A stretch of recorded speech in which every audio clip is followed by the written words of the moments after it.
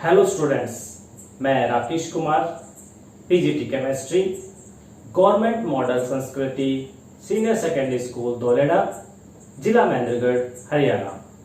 Students, आज हम कक्षा 10 के अध्याय नंबर 1 रासायनिक अभिक्रियाएं और समीकरण के एक महत्वपूर्ण टॉपिक को अध्ययन करने जा रहे हैं। टॉपिक आगामी कक्षाओं की दृष्टि से भी बहुत महत्वपूर्ण है। टॉपिक का हमारा नाम है रासायनिक समीकरण जो असंतुलित होते हैं उनको संतुलित करना, अर्थात बैलेंसिंग द अनबैलेंस्ड इक्वेशन। किस प्रकार से हम असंतुलित रासायनिक समीकरण को संतुलित रासायनिक समीकरण में परिवर्तित करेंगे। देखिए, संतुलित रासायनिक समीकरण क्या है और असंतुलित रासायनिक समीकरण क्या है, ये हम अपने पिछले लेक्चर के दौरान अध्ययन कर चुके हैं। किसी भी रासायनिक समीकरण को यदि हमें संतुलित करना है तो हमें कुछ चरणों को फॉलो करना होगा। वो चरण कौन कौन से हैं, आइए देखते हैं। आपको जो भी रासायनिक अभिक्रिया दी गई है, आप सबसे पहले उस रासायनिक अभिक्रिया को शब्दों में लिखेंगे। क्या करना है, सबसे पहले हमें रासायनिक अभिक्रिया को शब्दों में लिख लेना है। जब हम शब्दों में लिखेंगे तो हमें यह ध्यान रखना पड़ेगा कि जो अभिकारक है वो हमारे लेफ्ट हैंड की तरफ आए, उल्टे हाथ की तरफ, और जो उत्पाद बनता है वो हमारे राइट हैंड की तरफ हो। यह आपको ध्यान रखना होगा। जैसे मुझे एक रासायनिक अभिक्रिया दी कि हाइड्रोजन गैस जब ऑक्सीजन गैस के साथ अभिक्रिया करती है तो जल का निर्माण करती है। अब इस अभिक्रिया को मैं शब्दों में कैसे लिखूंगा? समीकरण को संतुलित करने से पहले मुझे क्या करना पड़ेगा? ऑक्सीजन गैस, ठीक है। और दूसरा अभिकारक मेरे पास क्या है? Hydrogen gas. मैं यहां पर लिखूंगा हाइड्रोजन गैस। और मुझे बताया गया कि जब ऑक्सीजन गैस हाइड्रोजन गैस के साथ अभिक्रिया करती है तो जल का निर्माण करती है। उत्पाद क्या होगा यहां पर? जल। तो मैं यहां पर लिख दूंगा जल, ठीक है। सबसे पहले मुझे क्या करना है? रासायनिक अभिक्रिया को शब्दों में लिखना है। शब्दों में लिखने के लिए जो अभिकारक हैं ऑक्सीजन और हाइड्रोजन, ये यहां पर अभिकारक हैं जो अभिक्रिया करेंगे और जल बनाएंगे, उत्पाद। तो अभिकारक आपको अपने लेफ्ट हैंड की तरफ लिखना है और जो उत्पाद बनता है उसको आपको राइट हैंड साइड की तरफ लिखना है, ठीक है। ये हमारे पास रहेगा सबसे पहला चरण। दूसरा चरण हमारे पास क्या है, उसमें हमें क्या करना है? देखिए, दूसरे चरण में तो अभिकारकों और उत्पादों को संकेतों और सूत्रों से प्रदर्शित करना है। देखिए, ऑक्सीजन का सूत्र क्या है? ऑक्सीजन का सूत्र, ऑक्सीजन गैस की हम यहां बात कर रहे हैं, ऑक्सीजन गैस का सूत्र है O2, है ना। और हाइड्रोजन को हम उसके संकेत या सूत्र से प्रदर्शित करते हैं, तो हाइड्रोजन का सूत्र क्या है? H2, ठीक है। ऑक्सीजन गैस, हाइड्रोजन गैस, इनको इनके संकेतों से, सूत्रों से हमने प्रदर्शित कर दिया है। अभी हमें क्या बनाना है? अभी हमें इनसे बनाना है जल। ये देखिए, जल का सूत्र लिख दिया मैंने यहां पर। तो ये मेरे पास है दूसरा चरण, चरण नंबर 2 में कि अभिकारकों और उत्पादों को संकेतों के द्वारा और सूत्रों के द्वारा प्रदर्शित करना है। तीसरे चरण में क्या करना है देखते हैं। चरण नंबर 3। चरण नंबर 3 में मुझे किसी भी विधि का उपयोग करते हुए क्या करना है? जो अभिकारक और उत्पाद जिनको मैंने संकेतों से, सूत्रों से प्रदर्शित किया है, उनको संतुलित करना है। कोई भी विधि हो सकती है वो, जैसे हिट एंड ट्रायल विधि और पार्शियल आयन इक्वेशन मेथड। बहुत विधियां हैं जिनसे हम रासायनिक समीकरण को संतुलित कर सकते हैं। यहां पर हमारे सिलेबस में केवल हिट एंड ट्रायल विधि है। तो हिट एंड ट्रायल विधि के द्वारा मुझे इस समीकरण को, जिसको मैंने सूत्र संकेतों से प्रदर्शित किया है, संतुलित करना है। क्या आ जाएगा तीसरे चरण में? मुझे क्या करना है? दिए गए समीकरण को किसी भी विधि द्वारा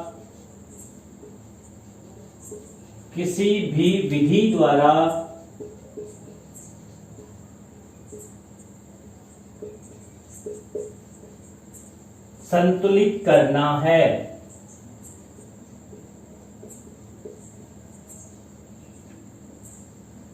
संतुलित करना है। ठीक है, कोई भी विधि। अब यहां पर समीकरण हमारे पास ये था, इसको मुझे संतुलित करना है, तो मैं कैसे करूंगा? देखिए, मैंने यहां पर लिखा है O2, ऑक्सीजन गैस हो गई है। दूसरा मेरे पास क्या था? H2। आप जब इसको संतुलित करते समय लिखे ना, तो आपको ध्यान रखना है कि उसके आगे जो भी संकेत या सूत्र है, उसके आगे थोड़ा आपको स्पेस छोड़ना है, जगह छोड़ के रखनी है, ताकि हम उसको संतुलित कर पाए। ठीक, तो यहाँ पे जगह छोड़ी हुई है, यहाँ पे इसके आगे जगह छोड़ी हुई है, और मुझे क्या बनाना है? इससे जल बनाना है, तो मुझे जल को थोड़ा दूर लिखना पड़ेगा H2O को, ताकि यहाँ पर जगह बची रहे। ठीक है, अब यहाँ पर मैंने समीकरण लिख दिया है। अब मुझे क्या करना है? एक विधि अपनानी है। जैसा कि मैंने बताया, हमारे सिलेबस में हिट एंड ट्रायल मेथड है। हिट एंड ट्रायल मेथड से हम इसको संतुलित करेंगे। हिट एंड ट्रायल मेथड क्या होता है? देखिए, आपने किसी चींटी को अपना भोजन, अर्थात अनाज का दाना या कुछ भी हो सकता है खाने का, उसका जो भोजन है, उसको लेकर दीवार पे चढ़ते हुए देखा होगा। क्या होता है? वो जैसे ही उसको लेकर के दीवार पे चढ़ती है, फिर गिर जाती है नीचे। हो सकता है वो एक बार में चढ़ जाए, एक बार में ना चढ़ पाए तो नीचे गिर जाएगी, तो फिर से उठाएगी, फिर से चढ़ना उस पर शुरू करेगी, फिर से गिर जाएगी नीचे, फिर से उठाएगी अपना भोजन, फिर से ऊपर उस पर चढ़ना शुरू करती है। वो अपना प्रयास तब तक जारी रखती है जब तक कि वो अनाज के दाने को या अपने भोजन को लेकर के अपने गंतव्य स्थान तक ना पहुंच जाए, अपने बिल तक ना पहुंच जाए। हमें भी उसी मेथड को अपनाना है। उस मेथड का नाम है हिट एंड ट्रायल मेथड। क्या नाम है उस मेथड का? Hit and trial method. मैं यहां पर लिख देता हूं, हिट एंड ट्रायल मेथड है हमारे पास। ये देखिए, ये हिट एंड ट्रायल मेथड है। इस मेथड का उपयोग करना है। चींटी भी इसी मेथड का उपयोग कर रही है, बार बार हिट कर रही है टारगेट को ले जाने के लिए। वो गिर रहा है लेकिन फिर से ट्राई कर रही है। हमें भी यहां पर यही करना है कि जो हमारे पास समीकरण दिया हुआ है, उस समीकरण को संतुलित करने की कोशिश करनी है। संतुलित कैसे करना है? देखिए, ध्यान से देखिएगा। एक एक तत्व को आप पकड़ लीजिए। जैसे यहां पर एक हमारे पास है ऑक्सीजन, दूसरा हमारे पास है हाइड्रोजन, है कि नहीं? तो हमने सबसे पहले ऑक्सीजन को पकड़ लिया। यहाँ पे ऑक्सीजन के कितने परमाणु हैं वो हमको देखने हैं। यहाँ पे ऑक्सीजन के 2 परमाणु है। देखिए O2 लिखा हुआ है ना, तो ऑक्सीजन के 2 परमाणु है। ठीक है, तो ऑक्सीजन के अभिकारक की तरफ 2 परमाणु है। इधर देखिए, इधर ये अभिकारक है, तो इधर ऑक्सीजन के 2 परमाणु है और कोई है ही नहीं। जबकि अगर हम इधर देखते हैं उत्पाद की तरफ, तो ऑक्सीजन का 1 परमाणु है, 1। ये देख लीजिए, इसके साथ ना तो नीचे 2 लगा हुआ है, ना ही इस जल के आगे 2 लगा हुआ है। तो इस ऑक्सीजन का कितना परमाणु है? 1 परमाणु है। जबकि यहां पर ऑक्सीजन के कितने परमाणु है? 2 है। तो ये तो असंतुलित हो गया, जैसा हम पहले पढ़ चुके हैं। तो हमें क्या करना पड़ेगा? हमें इस ऑक्सीजन के परमाणु को भी 2 बनाना पड़ेगा। 2 ऑक्सीजन के परमाणु बनाने पड़ेंगे उधर, तब जाकर के ये बराबर होंगे दोनों। और कौन सा नियम याद है आपको? द्रव्यमान संरक्षण का नियम का पालन होगा। अगर हम इन दोनों के परमाणुओं को बराबर कर देंगे तो द्रव्यमान संरक्षण के नियम का पालन हो जाएगा।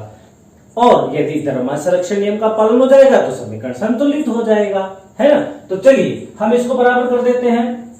यहां पर ऑक्सीजन के 2 परमाणु है, यहां पर ऑक्सीजन का 1 परमाणु है, तो हमें इसको 2 से गुणा कर देना है। जो हमारे पास यहां पर वाटर है उसको 2 से गुणा कर देना है। जल के 2 अणु हो गए। अब यहां पर हमें कभी भी इसकी जो एटोमिसिटी है वो नहीं बदलनी है। इस प्रकार से हम यहां पे 2 हटा करके यहां 2 नहीं लगा सकते, याद रखिएगा, क्योंकि ऐसा करने से H2O2 बनता है। H2O2 तो जल नहीं होता। और ऑक्सीजन और हाइड्रोजन जब अभिक्रिया करते हैं तो जल बनाते हैं, ना कि H2O2 का निर्माण करते हैं। ठीक है, तो इस प्रकार से जब जल का निर्माण हम दिखा रहे हैं तो वहां पर 2 नहीं लगा सकते। हाँ, इसको संतुलित करने के लिए इसके आगे as a coefficient, as a गुणांक के रूप में हम 2 जरूर रख सकते हैं। अब इससे ऑक्सीजन के 2 परमाणु गिने जाएंगे। इधर भी ऑक्सीजन के 2 परमाणु थे। ठीक है, अभिकारक में ऑक्सीजन के 2 परमाणु, उत्पाद में ऑक्सीजन के 2 परमाणु। अब चलते अगले तत्व पर। अगला जो हमारे पास यहाँ पर अभिकारक है वह है हाइड्रोजन। हाइड्रोजन के कितने परमाणु हैं यहाँ पर देखिएगा, 2 परमाणु है। और इधर हाइड्रोजन के कितने परमाणु हो गए हैं, 2 तो पहले ही थे और दुगना और कर दिया हमने यहाँ पर। तो कितने परमाणु हो गए, 2 और 2 4 परमाणु हो गए हैं। तो हमें यहाँ पर भी 4 परमाणु करने पड़ेंगे, इसलिए इसको 2 से गुणा करना पड़ेगा।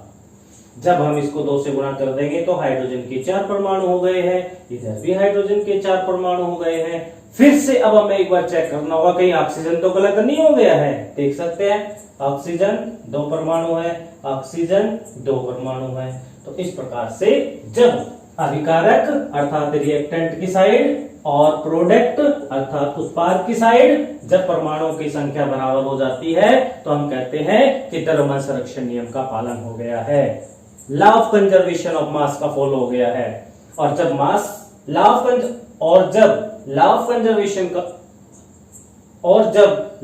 कंजर्वेशन ऑफ मास फॉलो हो जाए, इसका मतलब है कि ये दोनों उत्पाद और अभिकारक संतुलित है, अर्थात तराजू के 2 पलड़े बराबर है, ये कह सकते हैं। तो ये दोनों बराबर है। इसी प्रकार से आपको किसी भी रासायनिक समीकरण को संतुलित करना है। ठीक है, अब हमारे पास एक चरण और बचता है। जब हमने रासायनिक समीकरण को संतुलित कर लिया है तो रासायनिक समीकरण को संतुलित करने के पश्चात हम उसको और ज्यादा इंफॉर्मेटिव अर्थात सूचना देने वाला समीकरण बना सकते हैं। और हमारा चौथा चरण रहेगा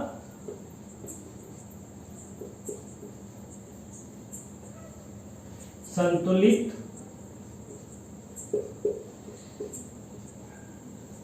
रासायनिक समीकरण को अधिक जानकारी पूर्ण बनाना, अधिक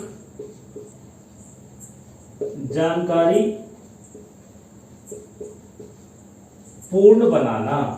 अभी हमने एक समीकरण संतुलित किया था, ऑक्सीजन को हाइड्रोजन के साथ अभिक्रिया करवाया था, जल बना था, जिसमें हमने हाइड्रोजन को और जल के अणु को 2 से गुणा किया था। और समीकरण संतुलित होने के बाद कैसा दिखाई देता है, इस प्रकार का समीकरण हमारे पास बन गया था। अब हमें इसी समीकरण को अधिक जानकारीपूर्ण बनाना है। कैसे बना सकते हैं अधिक जानकारीपूर्ण? देखिए, ये जो हमारे पास यहाँ पर अभिकारक और उत्पाद है, हम इनकी जो भौतिक अवस्था है उसको प्रदर्शित कर दें।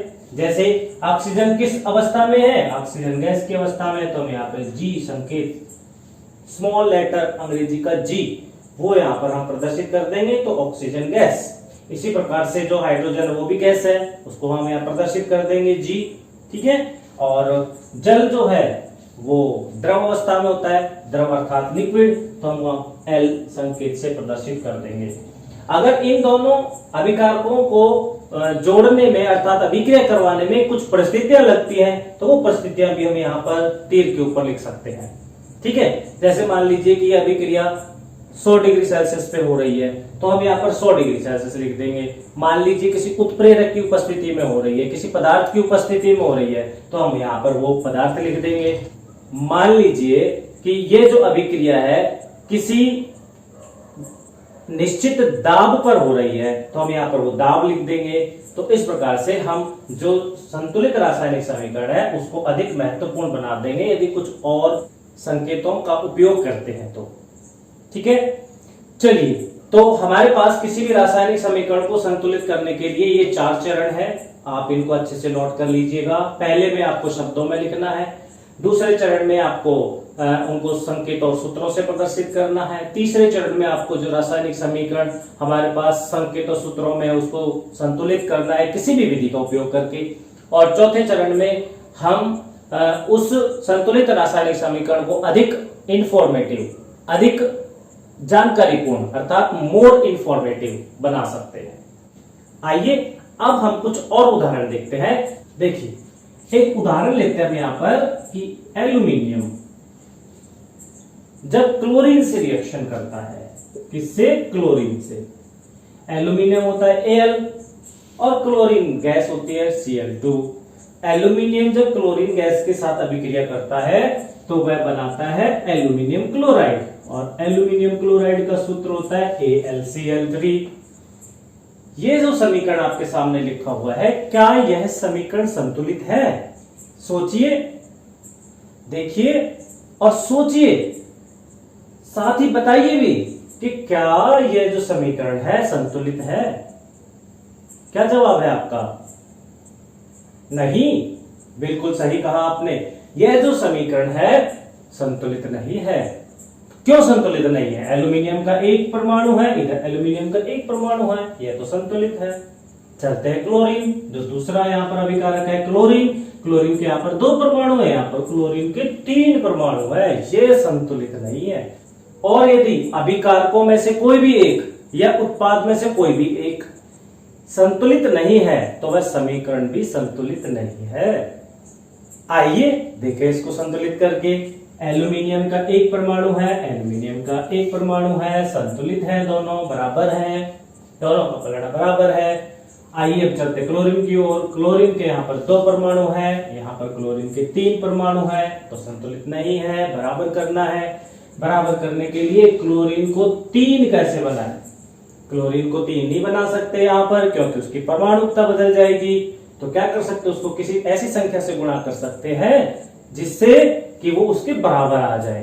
अब ऐसी कोई संख्या नहीं है कि क्लोरीन को जिसको गुणा करें वो 3 क्लोरीन बन जाए, तो हम जितनी यहां पर क्लोरीन के परमाणु है उतने ही इधर हम उसको लिख दें।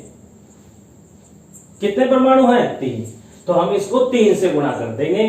3 से गुणा करते ही क्लोरीन कितने हो जाएंगे? यहां पर 3 2 6, 6 क्लोरीन के परमाणु हो गए हैं। और इधर कितने हैं? 3 हैं। इसको हमें किससे गुणा करना पड़ेगा? 2 से गुणा करना पड़ेगा। 2 या 6, क्लोरीन के कितने परमाणु हो गए हैं?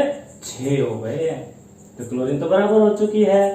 क्लोरीन के 3 दूनी 6, इनके 3 दूनी 6 बराबर, क्लोरीन तो बराबर हो गया। एल्यूमिनियम बराबर कर चुके थे, तो क्या यह समीकरण संतुलित हो गया? छोड़ दे इसको यहीं। क्या जवाब है आपका? देखिए और बताइए। नहीं छोड़ सकते ना अभी? क्यों? इसलिए नहीं छोड़ सकते क्योंकि एल्यूमिनियम अब क्या हो गया है? असंतुलित हो गया है। क्लोरीन को तो हमने कर दिया, वही बात है कि चींटी दाना लेके ऊपर चढ़ी, थोड़ा तो चढ़ गई लेकिन वापस गिर गया उसका दाना, फिर से चढ़ना पड़ेगा उसको, अर्थात हमें भी फिर से कोशिश करनी पड़ेगी। एल्यूमिनियम की तरफ चलेंगे, एल्यूमिनियम का एक परमाणु है, एल्यूमिनियम के यहाँ पर 2 परमाणु है, तो इसको क्या करना पड़ेगा? 2 से गुणा करना पड़ेगा। ये देखिए 2 से गुणा कर दिया, तो एल्यूमिनियम के कितने परमाणु हो गए हैं? 2। एल्यूमिनियम के इधर कितने परमाणु हैं? 2। क्लोरीन के अभिकारक में कितने परमाणु हैं? 3 2 6, और प्रोडक्ट की तरफ कितने हैं? 3 2 6 बराबर है। अब आप देख सकते हो, तो ये जो समीकरण है संतुलित हो गया। एक और उदाहरण लेते हैं। एक और उदाहरण देखिए, इस बार मैं थोड़ा सा अलग ले रहा हूं और आपको इस उदाहरण को देखने के लिए थोड़ा एक्स्ट्रा ध्यान लगाना पड़ेगा। देखिए मैं ले रहा हूं यहां पर मैग्नीशियम हाइड्रोक्साइड, और मैग्नीशियम हाइड्रोक्साइड का सूत्र है MgOH2। याद रखिएगा, ठीक है। इसको अभिक्रिया अगर हम करवाते हैं HCl होता है हाइड्रोक्लोरिक अम्ल। जब मैग्नीशियम हाइड्रोक्साइड को HCl के साथ अभिक्रिया करवाते हैं तो बनता क्या है? बनता है मैग्नीशियम क्लोराइड MgCl2, और क्या बनता है? H2O, जल बनता है। इसको देखना है कि क्या यह समीकरण संतुलित है। देखते हैं। मैग्नीशियम एक है अभिकारक की तरफ, इधर मैग्नीशियम उत्पाद की तरफ एक ही है और कोई नहीं है, तो मैग्नीशियम तो संतुलित है। अगले तत्व पे चलते हैं। अगला तत्व यहाँ पर हमारे पास है ऑक्सीजन। ऑक्सीजन के कितने परमाणु हैं? ऑक्सीजन के आगे भी नहीं है, इधर भी नहीं है, तो क्या एक है? नहीं, एक नहीं है। कितने हैं फिर? ऑक्सीजन के 2 परमाणु है, क्योंकि ऑक्सीजन को और हाइड्रोजन को अर्थात OH को ब्रैकेट के अंदर बंद करके 2 से गुणा किया हुआ है, तो ये 2 हैं। ऑक्सीजन भी 2 और हाइड्रोजन भी 2, 2 परमाणु है दोनों के। तो यहाँ पर ऑक्सीजन के परमाणु कितने हैं? 2 है। इधर चलते हैं, और कोई ऑक्सीजन है नहीं, आगे बढ़ते हैं। इधर ऑक्सीजन का कितने परमाणु है? 1 परमाणु है। तो क्या संतुलित है? नहीं है। संतुलित करने के लिए क्या करना पड़ेगा? ऑक्सीजन 2 है, इधर ऑक्सीजन 1 है, इसको 2 से गुणा कर देते हैं। अभी कर दिया, तो उधर भी ऑक्सीजन क्या हो गए हैं? 2 हो गए हैं। अब चलते हैं हाइड्रोजन पे। हाइड्रोजन इधर कितने हैं? 2 परमाणु है, और ये भी एक हाइड्रोजन है यहाँ पर। हाइड्रोजन के 2 तो यहाँ पर थे और 1 ये, टोटल कितने हो गए? 3 हाइड्रोजन के परमाणु है। इधर उत्पाद की तरफ कितने हाइड्रोजन के परमाणु है? 2 दूनी 4, 4 है, इधर 3 है, इसको भी हमें 4 बनाना है। 4 बनाने के लिए इसको 2 से गुणा कर देंगे, क्योंकि 2 तो यहाँ पर है और 2 ये हो गए। 1 था ना पहले यहाँ पे, इसको 2 कर दिया, 1 और बढ़ा दिया, तो 2 हो गए। 2 ये और 2 ये हाइड्रोजन, टोटल कितने हो गए अभिकारक की तरफ? 4। इधर देख रहे हैं तो 2 दूनी 4, और कोई है नहीं, तो हाइड्रोजन भी बराबर हो गया है। ठीक है, अब चलते हैं। हाइड्रोजन के बाद बचा हुआ है क्लोरीन। क्लोरीन देखिए यहाँ पर कितने हैं? क्लोरीन सिंगल था, इसको 2 से गुणा करने के बाद ये क्लोरीन कितने हो गए? 2। इधर क्लोरीन कितने हैं आप देख सकते हो, यहाँ पर है तो भी 2 क्लोरीन है। तो कुल मिलाकर के इधर भी 2 क्लोरीन है, इधर भी 2 क्लोरीन है। तो क्या संतुलित हो गया समीकरण? हाँ कहने से पहले एक बार फिर से चेक करना है, देखना है। मैग्नीशियम का 1 परमाणु है, मैग्नीशियम का 1 परमाणु है, ऑक्सीजन के 2 परमाणु है, ऑक्सीजन के 2 परमाणु है।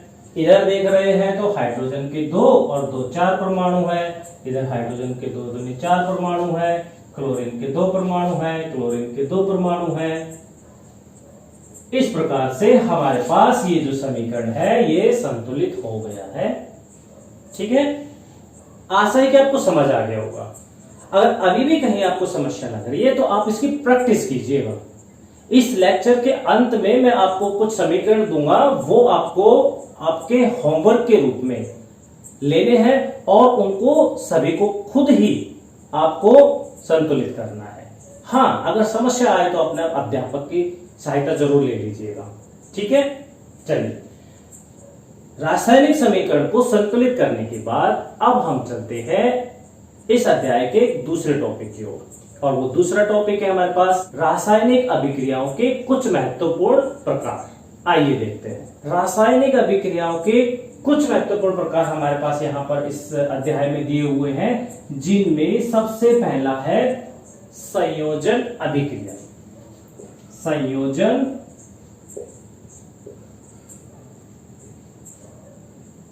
अभिक्रिया।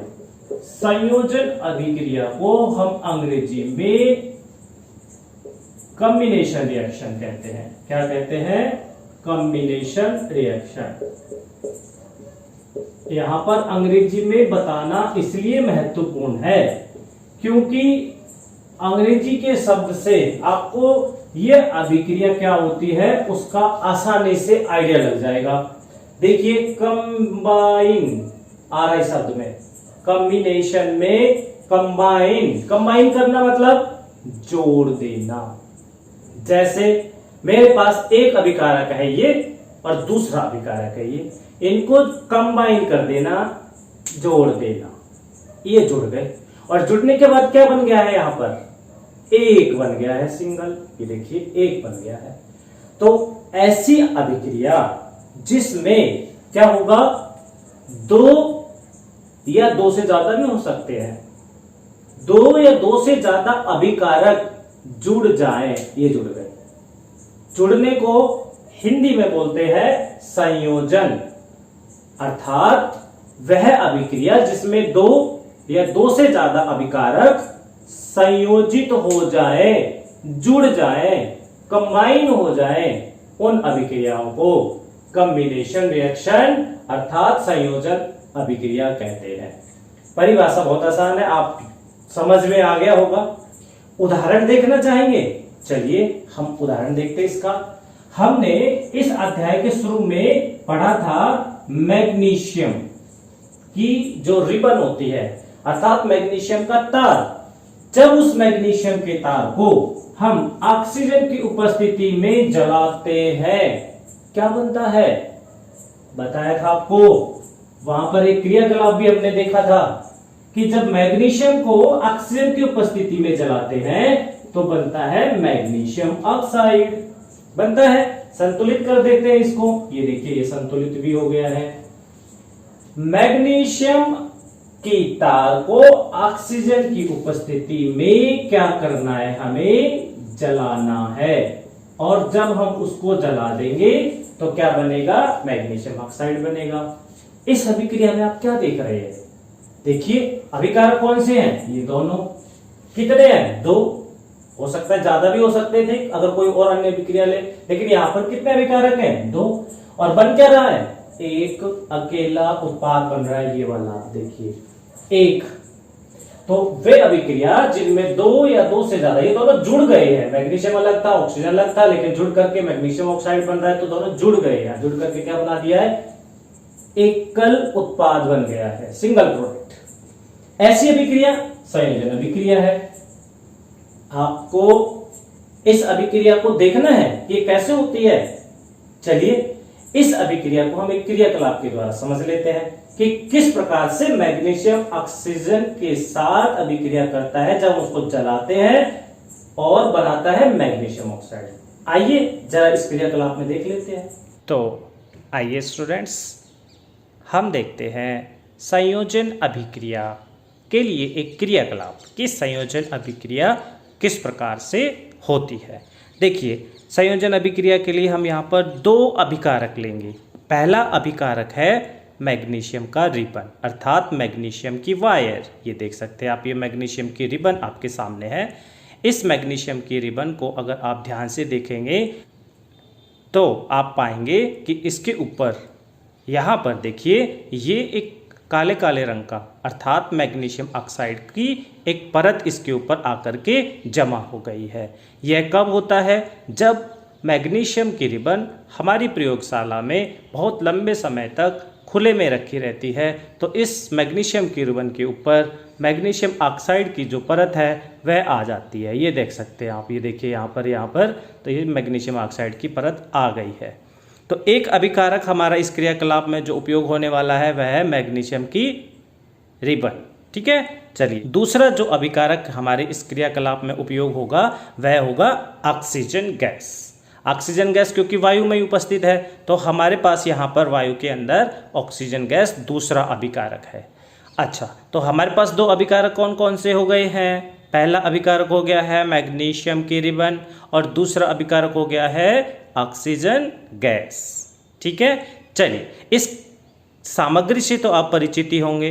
ये हमारे पास जो है एक चिमटी है जिसमें मैंने एक मैग्नीशियम के टुकड़े को पकड़ के रखा हुआ है, ये देख सकते हैं आप। ठीक है, और यहाँ पर ये मेरे पास एक मोमबत्ती है, मोमबत्ती को प्रज्वलित किया हुआ है, जलाया हुआ है, ताकि इस मैग्नीशियम के तार को ऑक्सीजन के साथ अभिक्रिया करवाने के लिए हमें क्या करना होता है? उसको जलाना होता है। ठीक है, चलिए मैच बॉक्स है यहाँ पर, ये रैग मार्क है। आप सोचेंगे कि रैग मार्क की यहाँ पर क्या आवश्यकता है। देखिए रैग मार्क की आवश्यकता इसलिए है, जैसा कि मैंने आपको बताया था कि मैग्नीशियम की जो रिबन होती है, मैग्नीशियम की जो वायर होती है, उसके ऊपर मैग्नीशियम ऑक्साइड की परत होती है। तो उस मैग्नीशियम ऑक्साइड की परत को अगर हमें हटाना है तो हम उसको रैग मार्क की सहायता से हटाते हैं। अब आपके मन में यहाँ पर यह सवाल ज़रूर उठ रहा होगा कि मैग्नीशियम के ऊपर से मैग्नीशियम ऑक्साइड की परत को रगड़कर हटाने से क्या होने वाला है। देखिए यदि हम इसके ऊपर से यहाँ से उस परत को नहीं हटाएंगे तो यह इस मोमबत्ती की ज्वाला में नहीं जलेगा। इसको जलाने के लिए उस ऑक्साइड की परत को हटाना जरूरी है। अब हम क्या करते हैं, इस क्रियाकलाप को करके देखते हैं। तो ये मैंने एक चिमटी के अंदर मैग्नीशियम के रिबन को लिया हुआ है। अभी मुझे क्या करना है, इसको जलाना है। जलाना है। यहाँ पर आप देख सकते हो इसको लौ के ऊपर रखा हुआ है। जब हम इस मैग्नीशियम के रिबन को, यहाँ पर हमारा एक अभिकारक है मैग्नीशियम की रिबन और दूसरा अभिकारक क्या है, ऑक्सीजन। तो यह जो रिबन है ऑक्सीजन की उपस्थिति में देख सकते हैं आप जल रहा है और जलने के बाद जो बनने वाला उत्पाद है वह हमने देखना है कि वह उत्पाद क्या बना है। आपको ध्यान रखना है कि आपको डायरेक्ट इस लॉ की तरफ नहीं देखना। तो इस प्रकार से आप देख सकते हैं कि यहाँ पर देखिए, ये देखिए यहाँ पर हमारे पास जो इस पेट्री डिश के अंदर जो उत्पाद उपस्थित है वो क्या है, वह मैग्नीशियम और ऑक्सीजन का कॉम्बिनेशन है। अर्थात मैग्नीशियम का तार ऑक्सीजन के साथ अभिक्रिया करके मैग्नीशियम ऑक्साइड बना रहा है और यही मैग्नीशियम ऑक्साइड है। ये आप देख सकते हैं, ये देखिए ये मैग्नीशियम ऑक्साइड है, आप अच्छे से देख सकते हैं। तो इस प्रकार से आप कह सकते हैं कि जब दो या दो से ज़्यादा अभिकारक आपस में अभिक्रिया करके जुड़ जाएं, कंबाइन हो जाएं, तो वह जो अभिक्रिया होगी संयोजन अभिक्रिया कहलाएगी। तो इस क्रियाकलाप में हमने किस किस का संयोजन किया? इस क्रियाकलाप में हमने मैग्नीशियम के तार को ऑक्सीजन के साथ कंबाइन किया, संयोजित किया और इस प्रकार से क्या बना? इस प्रकार से बना मैग्नीशियम ऑक्साइड का एकमात्र उत्पाद। चलिए अब हम देखते हैं संयोजन अभिक्रिया के कुछ और उदाहरण। इसके और अन्य उदाहरण भी देखें हम। अभी अभी हमने पढ़ा था कि ऑक्सीजन गैस जब हाइड्रोजन के साथ अभिक्रिया करता है तो जल बना देता है। देखिए कितनी सरल सी अभिक्रियाएं हैं जिसके आपको उदाहरण दिए जा रहे हैं। ऑक्सीजन गैस है, हाइड्रोजन गैस है, जल बना रहे हैं। संतुलित किया था हमने, इसके आगे 2 लगाया था, इसके आगे 2 लगाया था, संतुलित हो गई थी। इसमें भी आप देखिए कितने अभिकारक हैं। देखिए ऑक्सीजन एक, दूसरा हाइड्रोजन, दोनों ने अभिक्रिया की, क्या बना है? जल बना है। कितने? एक ही उत्पाद है जल। अणु बेशक 2 हैं लेकिन उत्पाद कितने हैं? एक, अकेला जल। तो ऐसी अभिक्रिया, कैसी अभिक्रिया है ये? संयोजन अभिक्रिया है जिसमें ये दोनों क्या हो गए हैं? ऑक्सीजन और हाइड्रोजन संयोजित हो गए हैं। संयोजित होकर के क्या बना दिया है? जल बना दिया। अब हम चलते हैं अपने दूसरे रिएक्शन की एक महत्वपूर्ण प्रकार की ओर और वो है हमारे पास वियोजन अभिक्रिया। वियोजन अभिक्रिया, वियोजन अभिक्रिया को हम अंग्रेजी में कहते हैं डिकम्पोजिशन रिएक्शन। डिकम्पोज अर्थात विघटित कर देना, तोड़ देना। जैसे ये हमारे पास अभी एक है अकेला और मैं इसको तोड़ दूं तो ये हो गया डिकम्पोज अर्थात टूट जाना, विघटित हो जाना, वियोजित हो जाना, जिसको नाम बना हुआ है वियोजन। वियोजन कहां से बना? वियोजित से। और ये जुड़े हुए हैं अभी और मैं इसको अलग कर दूं, इसका मतलब मैंने इसको वियोजित कर दिया। तो ऐसी अभिक्रिया जिसमें एक हमारे पास अभिकारक है और उसको हम तोड़ दें, जैसे एक अभिकारक है इसको तोड़ दें, तोड़ करके 2 या 2 से ज्यादा उत्पाद बन जाएं, वह अभिक्रिया वियोजन अभिक्रिया कहलाती है। संयोजन का विपरीत शब्द है वियोजन, आपने पढ़ा भी होगा। संयोजन का विपरीत विलोम शब्द जिसको कहते हैं वो है वियोजन। तो वियोजन अभिक्रिया संयोजन अभिक्रिया की जस्ट उल्टा है, विपरीत है। संयोजन अभिक्रिया में 2 या 2 से ज्यादा अभिकारक जुड़ करके एक उत्पाद बना रहे थे। यहां पर क्या होने वाला है? वियोजन अभिक्रिया वो अभिक्रिया है जिसमें एक अभिकारक टूट करके 2 या 2 से ज्यादा उत्पाद बना देगा, वह अभिक्रिया वियोजन अभिक्रिया कहलाएगी, डिकम्पोजिशन रिएक्शन कहलाएगी। Those reactions in which single reactant is split up into 2 or more products, those reactions are called decomposition reactions। ठीक है, उदाहरण देखते हैं। अभी हमने एक उदाहरण पढ़ा था किसका? जल का। ये जल है ना? कैसे बना था ये जल जो बना था वो हाइड्रोजन और ऑक्सीजन के जुड़ने से बना था, है ना? संतुलित कर देता हूं मैं इसको, ये संतुलित हो गया।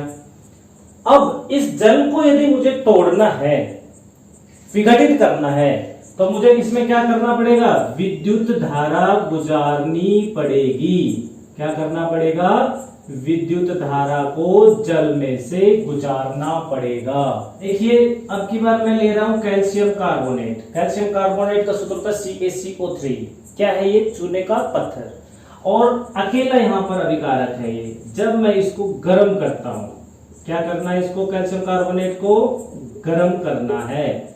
गर्म करने पर क्या होने वाला है, ये टूट जाएगा, डिकम्पोज हो जाएगा, और डिकम्पोज होकर के दो उत्पाद बनाने वाला है, एक तो कैल्शियम ऑक्साइड और दूसरा कार्बन डाइऑक्साइड। तो कैल्शियम कार्बोनेट को जब गर्म करते हैं तो कैल्शियम ऑक्साइड और कार्बन डाइऑक्साइड बन जाता है। यहां भी आप देख सकते हो एक अकेला अभिकारक और दो या दो से ज्यादा उत्पाद में बदल गया है। एक और उदाहरण लेंगे, ठीक है। यहां पर मैं लेता हूं FeSO4 फेरस सल्फेट। क्या बोलेंगे, Fe ferrous sulphate, FeSO4 ferrous sulphate में क्रिस्टलन जल के 7 अणु उपस्थित होते हैं। अगर केवल फेरस सल्फेट और हेप्टाहाइड्रेट का सूत्र पूछते हैं तो ये लिखेंगे, इसमें 7 जल के अणु हैं जो इसके क्रिस्टल्स में मौजूद होते हैं, ठीक है।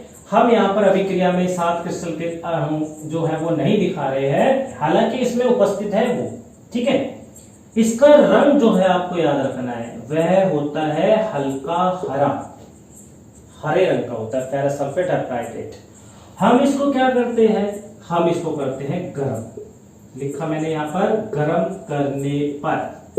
जैसे ही मैं इस फेरस सल्फेट हेप्टाहाइड्रेट को गर्म करूंगा, याद रखना ये हेप्टाहाइड्रेट की फॉर्म में है, तो गर्म करने पर क्या होने वाला है, यह बन जाएगा Fe2O3 प्लस SO2 और प्लस SO3, ये बनने वाला है। अगर मैं यहां पर साथ में जल के अणु भी दिखाता हूं फॉर्मूले के अंदर FeSO4.7H2O, तो यहां पर मैं H2O भी लिख सकता हूं, ठीक है। अगर मैंने यहां पर फॉर्मूले में नहीं दिखाए हैं तो वहां दिखाने की जरूरत नहीं है फिर। तो FeSO4.7H2O गर्म किया, Fe2O3 बना, SO2 बना, SO3 बना और H2O बना। देखिए यहां पर कितने अभिकारक हैं, एक अभिकारक है। कौन सा, FeSO4.7H2O, एक अभिकारक है जिसका नाम है फेरस सल्फेट हेप्टाहाइड्रेट। इसको क्या किया, गर्म किया है। गर्म करने पर कितने प्रोडक्ट बन गए, देखिए FeO2, Fe2O3, SO2, SO3, H2O बने, चार उत्पाद बन गए। तो एक अकेला अभिकारक टूट करके दो या दो से अधिक अगर उत्पाद बना रहा है तो वह कौन सी अभिक्रिया है, वियोजन अभिक्रिया है। आप इस अभिक्रिया को देखना चाहोगे कि यह अभिक्रिया कैसे होती है। चलिए इस अभिक्रिया को हम एक क्रियाकलाप के द्वारा समझते हैं, ध्यान दीजिएगा। तो आइए स्टूडेंट्स हम देखते हैं वियोजन अभिक्रिया के लिए एक क्रियाकलाप। वियोजन अभिक्रिया अभी अभी पढ़ा आपने, वह अभिक्रिया जिसमें एक अभिकारक एक या एक से ज्यादा उत्पाद में बदल जाए, टूट जाए, डिकम्पोज हो जाए, वो डिकम्पोजिशन रिएक्शन अर्थात वियोजन अभिक्रिया कहलाती है। वियोजन अभिक्रिया को समझने के लिए हम यहां पर एक अभिकारक का उपयोग करने जा रहे हैं और वह अभिकारक है फेरस सल्फेट। याद रखिएगा फेरस सल्फेट हेप्टाहाइड्रेट है ये फेरस सल्फेट। हेप्टाहाइड्रेट क्या होता है, हेप्टा का मतलब 7 और हाइड्रेट का मतलब वाटर मॉलिक्यूल्स, जल के अणु। तो ये देखिए यहां पर इसका सूत्र अगर हम ध्यान से देखेंगे फेरस सल्फेट हेप्टाहाइड्रेट का, तो वह है FeSO4 7H2O। तो यहां पर सूत्र याद करना महत्वपूर्ण है, FeSO4 7H2O। इस 7H2O के लिए मैं यहां पर एक और महत्वपूर्ण बात आपको बताना चाहूंगा कि इस 7H2O वाटर मॉलिक्यूल्स की वजह से हमारे पास जो फेरस सल्फेट के क्रिस्टल्स हैं वो कैसे दिखाई देते हैं, ये देखिए आप, इनका कलर देखिए आप, कलर लाइट ग्रीन है। इसका जो कलर ये लाइट ग्रीन है ये किसकी वजह से है पता है, अभी जो मैंने आपको बताया इसका जो ये ग्रीन कलर है ये 7 वाटर मॉलिक्यूल्स की वजह से है। 7 जल के अणु इस क्रिस्टल्स के अंदर मौजूद हैं और ऐसे जल के अणु जो किसी क्रिस्टल में मौजूद हो उनको हम क्रिस्टलन जल कहते हैं, अर्थात वाटर ऑफ क्रिस्टलाइजेशन कहते हैं। यहां पर हमें एक प्रश्न का उत्तर मिल गया है। प्रश्न क्या है? देखिए, आपसे यह पूछा जा सकता है कि फेरस सल्फेट के क्रिस्टल्स का रंग हरा क्यों होता है? तो आप वहां पर क्या बताएंगे? फेरस सल्फेट के अणुओं का रंग हरा इसलिए होता है क्योंकि उसमें जल के 7 अणु क्रिस्टलाइन जल के रूप में मौजूद होते हैं।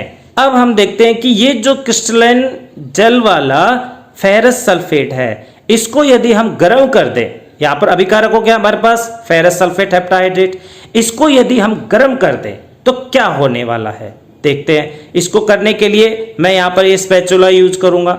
स्पैचुला की सहायता से मैं कुछ क्रिस्टल्स को किसके अंदर, एक टेस्ट ट्यूब के अंदर डालूंगा। ये टेस्ट ट्यूब है जिसको मैंने टेस्ट ट्यूब होल्डर के अंदर लगाया हुआ है। मैं यहाँ पे इन क्रिस्टल्स को जिसमें 7 जल के अणु मौजूद हैं उसको मैं टेस्ट ट्यूब के अंदर डाल देता हूँ, परख नली के अंदर डाल देता हूँ। ये देखिए मैंने यहाँ पर इसको परख नली के अंदर डाल दिया है। आपको याद रखना है, आपको ध्यान देना है कि यहाँ पर जो क्रिस्टल्स हैं उनका रंग कैसा है? हल्का हरा रंग है, हरा रंग ग्रीन कलर है। अब इस हरे रंग के फेरस सल्फेट को जब हम लौ के ऊपर गर्म करते हैं तो क्या होने वाला है? क्या होने वाला है बता सकते हैं? चलिए मैं जवाब दे देता हूं क्या होने वाला है। जब हम इस हरे रंग के फेरस सल्फेट को लौ के ऊपर गर्म करते हैं तो इसके अंदर से जल के 7 अणु निकल जाएंगे। जल के 7 अणु जब निकल जाएंगे तो क्या बचेगा? इसमें केवल FeSO4 बचने वाला है। ये 7 जल के जो अणु हैं वो निकल जाने वाले हैं, ठीक है, और इसका रंग बदल जाने वाला है। तो अभी हम क्या करते हैं, इसको यहां पर गर्म करते हैं। जैसे हम इसको गर्म करेंगे अभिक्रिया होगी। अभिक्रिया के दौरान जो हरा रंग था फेरस सल्फेट का वह गायब होने वाला है। उसके गायब होने का कारण क्या है फिर से बताना चाहूंगा। ये जो जल के 7 अणु हैं ये यहां से निकल जाएंगे और निकलने के बाद क्या बचने वाला है? Fe2O3 आयरन ऑक्साइड बनने वाला है और सल्फर डाइऑक्साइड और सल्फर ट्राइऑक्साइड बनने वाला है। आपको इसके कलर को देखना है। यहां पर आप देख सकते हैं जो आयरन सल्फेट हेप्टाहाइड्रेट का जो ग्रीन कलर था वो गायब हो चुका है। अब आप देख सकते हैं स्पष्ट दिखाई दे रहा है कि यहां पर इसका कैसा रंग हो गया है? भूरे रंग का, अर्थात ब्राउन कलर यहां पर अपीयर हो गया है।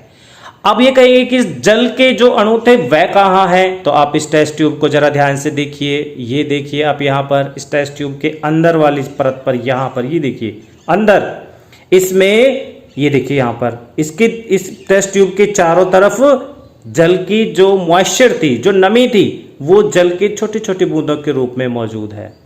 आप देख सकते हैं, ये देख सकते हैं, देखिए छोटी छोटी बूंदें दिखाई दे रही है। और ये हमारे पास जो इसका रंग है उसमें चेंज आप देख सकते हैं। तो इसका अगर हम कंपैरिजन भी करके देखते हैं, तुलना भी करके देखते हैं रंग के साथ, तो आप बिल्कुल देख सकते हैं। ये देखिए यहां पर पेट्री डिस्क के अंदर जो आयरन सल्फेट है उसका ग्रीन कलर है, तो यहां पर इसका कलर जो है वो ब्राउन कलर है। तो इस प्रकार से हम ये बोल सकते हैं, कह सकते हैं कि वियोजन अभिक्रिया क्या होती है। वियोजन अभिक्रिया में किस प्रकार से एक अभिकारक एक से अधिक उत्पाद बनाता है। तो स्टूडेंट्स आज आपने पढ़ा कैसे किसी रासायनिक समीकरण को संतुलित करते हैं और संयोजन अभिक्रिया क्या होती है और वियोजन अभिक्रिया क्या होती है। आगे कुछ और महत्वपूर्ण प्रकार हैं अभिक्रियाओं के, वो हम आगे आने वाले वीडियो में अध्ययन करेंगे, ठीक है। अभी मैं आप लोगों के लिए ऐसे होमवर्क कुछ रासायनिक समीकरण दे रहा हूं, आप उनको संतुलित करिएगा।